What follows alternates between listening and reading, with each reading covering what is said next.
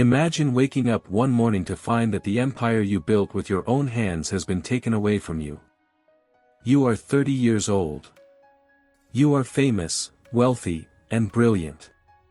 But you are also unemployed. And not just unemployed, you have been publicly fired from the company you started in your parents' garage. This was the reality for Steve Jobs in 1985. The board of directors at Apple sided with John Sculley, the man Steve himself had hired to be the CEO. Steve was stripped of his duties. He was exiled from the kingdom he created. He later said that it felt like a punch to the gut that knocked the wind out of him. He spent that summer walking in the gardens of his mansion, depressed, confused, and heartbroken. He even thought about running away from Silicon Valley entirely. He felt he had let down the previous generation of entrepreneurs. But then, something slowly began to dawn on him. He still loved it. The turn of events at Apple had not changed that one bit. He had been rejected, but he was still in love. And so, he decided to start over. This is not just a story about technology or iPhones. This is the ultimate story of redemption. It is the story of a man who had to lose everything to find the wisdom he needed to change the world. To understand the fire that burned inside Steve Jobs, we have to go back to the very beginning, long before the black turtlenecks and the stage lights. Steve was adopted. His biological parents gave him up shortly after birth. Paul and Clara Jobs, a working-class couple in California, took him in. From a young age, Steve knew he was adopted. One day, a girl across the street asked him if his real parents didn't want him. Steve ran inside crying. His parents looked him in the eye and said, with burning intensity, "No, you don't understand. We specifically picked you." This moment defined his life. He felt abandoned and chosen at the same time. This mixture of feelings created a complex personality. He wanted to control his environment completely so that he would never be abandoned again. He grew up in Silicon Valley, watching engineers and hobbyists build the future in their garages. He wasn't the best engineer, that was his friend Steve Wozniak. Wozniak was a wizard with circuits, but he was shy. Steve Jobs was the visionary. He saw what Wozniak built not just as a toy for geeks, but as a tool for humanity. In 1976, they started Apple Computer. Jobs sold his Volkswagen bus, and Wozniak sold his scientific calculator to raise the capital. They worked out of the Jobs family garage. Their first big success was the Apple II, a machine that started the personal computer revolution. Suddenly, Steve was worth millions. He was young, arrogant, and incredibly demanding. He believed that good artists copy, but great artists steal. He visited Xerox PARC and saw a graphical user interface and a mouse. He saw the future. He took that idea and created the Macintosh. The Macintosh was released in 1984 with a cinematic commercial directed by Ridley Scott. It was a masterpiece of marketing. But tension was building inside Apple. Steve was volatile. He would tell engineers their work was garbage. He would cry in meetings. He was a perfectionist who could not compromise. This intensity scared the board of directors. They wanted stability. So, in 1985, the clash happened, and Steve was out. The next 12 years were his wilderness years. He started a new computer company called NeXT. It was a commercial failure, but the technology inside it was brilliant. It was during this time he also bought a small computer graphics division from George Lucas and turned it into Pixar.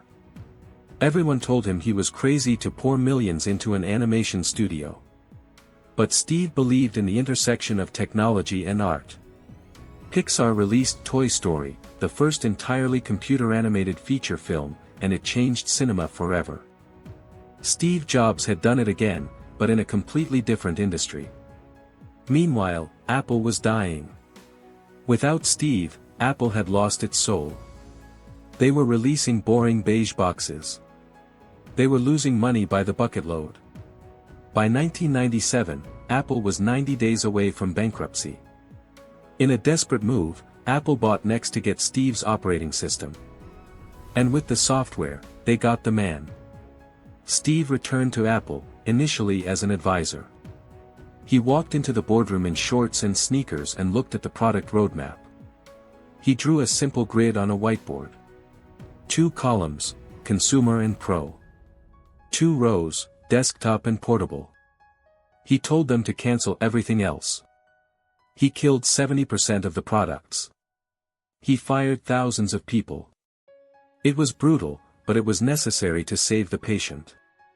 He hired Tim Cook to fix the supply chain. He promoted Johnny Ive to lead design.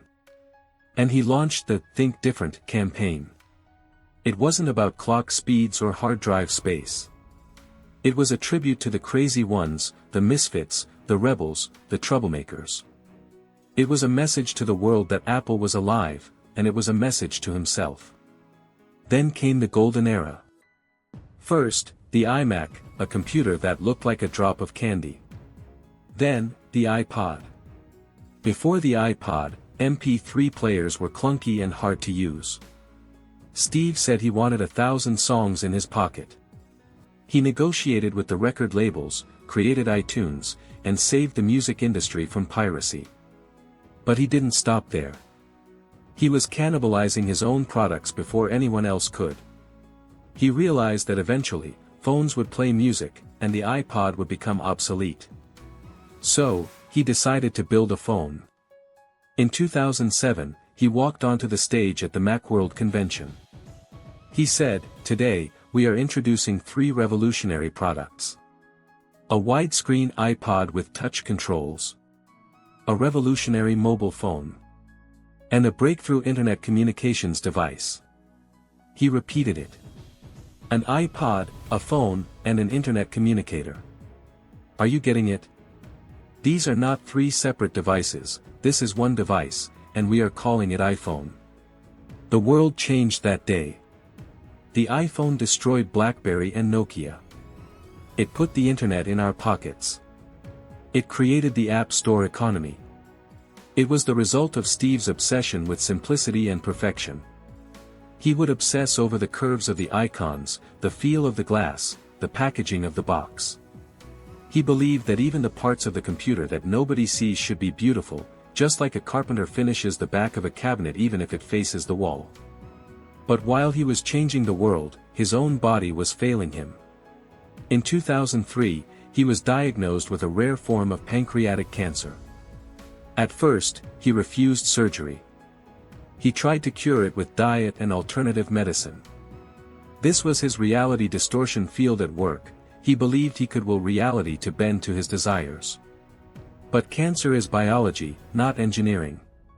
By the time he agreed to surgery, it was likely too late. He faced his mortality with a strange sense of clarity. In 2005, he gave a commencement speech at Stanford University.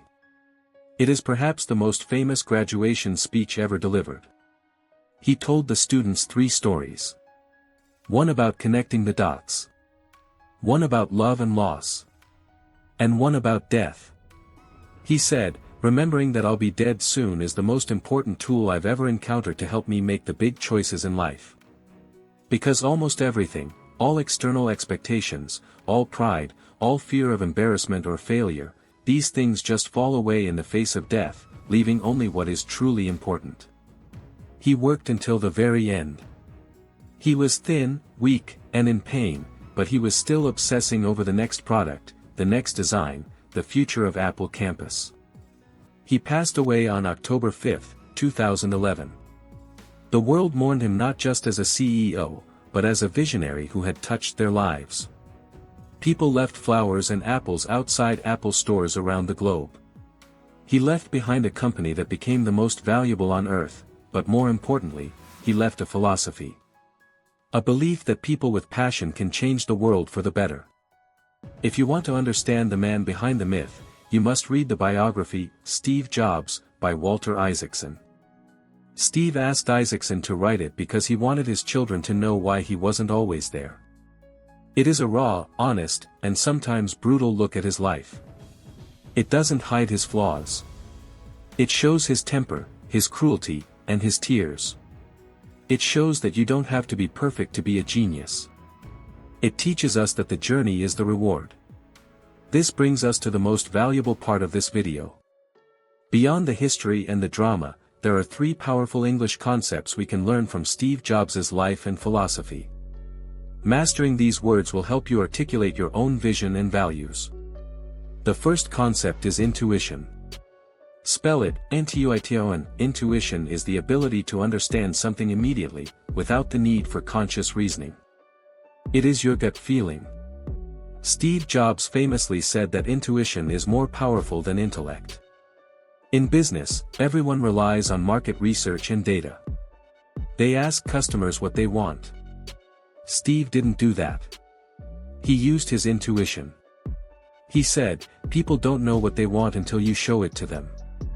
When you have a strong feeling about a decision, even if you cannot explain it with logic yet, that is your intuition talking. To use it in a sentence, you could say, instead of following the spreadsheet, he followed his intuition and made a risky investment that paid off. The second concept is simplicity. Spell it, simplcity.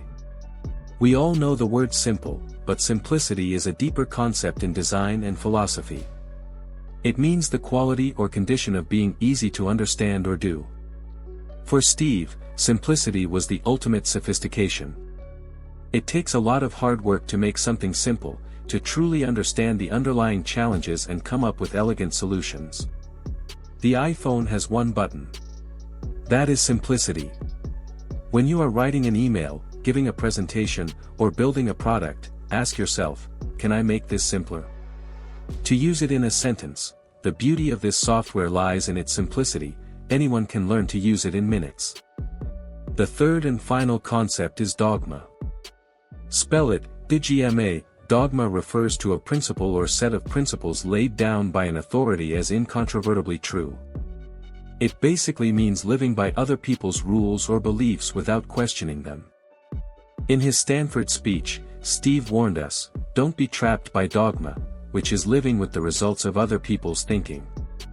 He urged us not to let the noise of others' opinions drown out our own inner voice. Breaking free from dogma is essential for innovation. To use it in a sentence, he challenged the industry dogma that computers had to be complicated and ugly. So, we have intuition, simplicity, and dogma. 3 words that define the life of the man who put a ding in the universe. Steve Jobs taught us that our time is limited, so we shouldn't waste it living someone else's life. He proved that the people who are crazy enough to think they can change the world, are the ones who actually do. Now, I want to ask you a question.